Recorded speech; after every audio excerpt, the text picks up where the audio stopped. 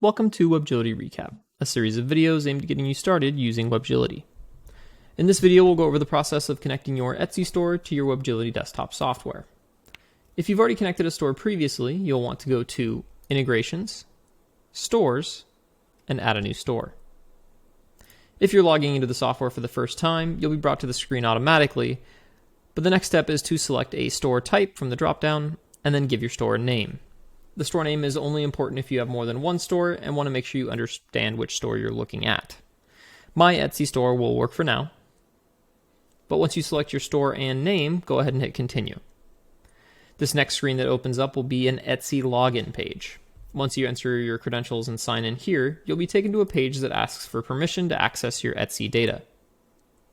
Go ahead and click Allow Access at the very bottom and continue.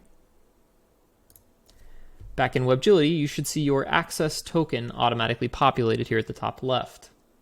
And by clicking continue, you'll see your payment methods, shipping methods, product categories, order statuses, and shipment templates begin to download.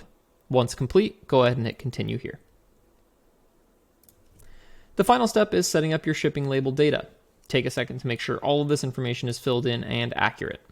Hitting continue will proceed to the next step, which is connecting your accounting platform. Thanks for watching, and we'll see you in the next one.